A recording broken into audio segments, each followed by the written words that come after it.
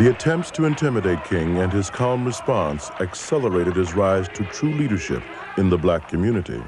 We feel that this protest which we are involved in is constitutional, and to deny us that right would be to deny our constitutional right as citizens of the United States of America.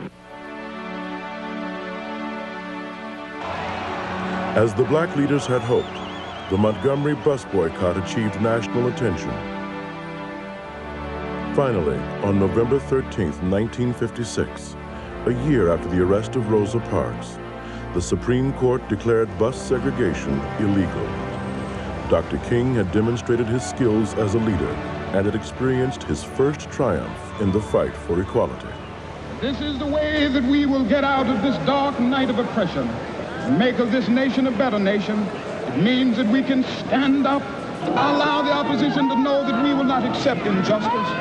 We will stand up against it with our lives, but we will never stoop down to the level of violence and hatred. And we will come to that point when we will be able to convince him that a new world is emerging. The next year, 1957, King and others formed the Southern Christian Leadership Conference, SCLC. This important group trained people in the methods and principles of nonviolent resistance, thus creating a core of leaders for the expanding civil rights movement, which would soon reach enormous nationwide proportions. Like many other black leaders, he was arrested numerous times for activities in violation of what were deemed repressive laws throughout the South. King would later write, "I was proud of my crime. It was the crime of joining my people in a nonviolent protest against injustice. It was the crime of seeking to instill within my people a sense of dignity and self-respect. It was the crime of desiring for my people the unalienable rights of life, liberty, and the pursuit of happiness. It was above all the crime of seeking to convince my people that non-cooperation with evil is just as much a moral duty as cooperation with good." And we feel also that one of the great glories of American democracy is that we have the right to protest far right. This is a non-violent protest. We are depending on moral and spiritual forces, using the method of passive resistance. Even if we have to receive violence, we will not return violence. I draw the line in the dust and toss the gauntlet before the feet of tyranny, and I say segregation now, segregation tomorrow, and segregation forever.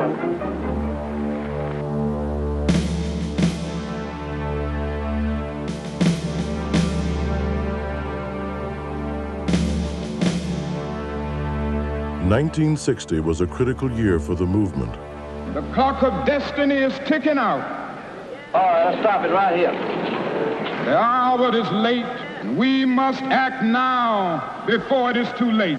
Earlier that year, a handful of college students in Greensboro, North Carolina, were driven out of anger and frustration to challenge the practice of denying service to blacks.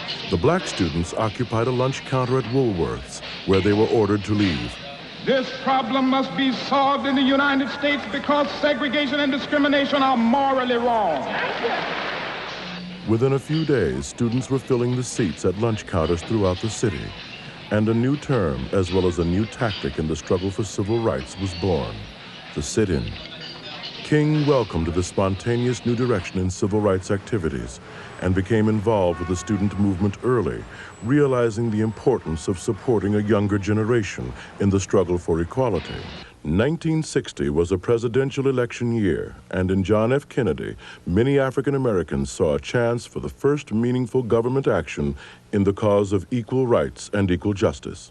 America's black leadership strongly supported Kennedy. And I would say that there are some things that we must continue to do in order to make the American dream a reality and save our nation in this hour. On Election Day, most groups were divided evenly between Kennedy and his opponent, Richard Nixon. Only black Americans voted overwhelmingly for JFK. Kennedy won, but only by an extremely narrow margin. The African American vote may well have won the presidential election for John F. Kennedy.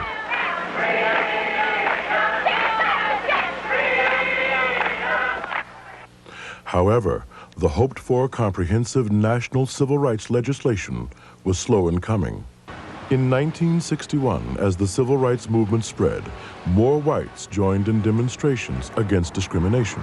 To fight segregation and travel between the states, groups of black and white freedom riders began traveling together by bus throughout the South, challenging discriminatory laws. The federal government was beginning to react.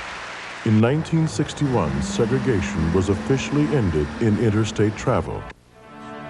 Advances in civil rights were not without their ever-increasing cost in human lives. In June 1963, Medgar Evers, head of the Mississippi chapter of the NAACP, the oldest civil rights organization in America, was shot and killed outside his home. But the pressure for change continued, and the pressure was never greater than in 1963.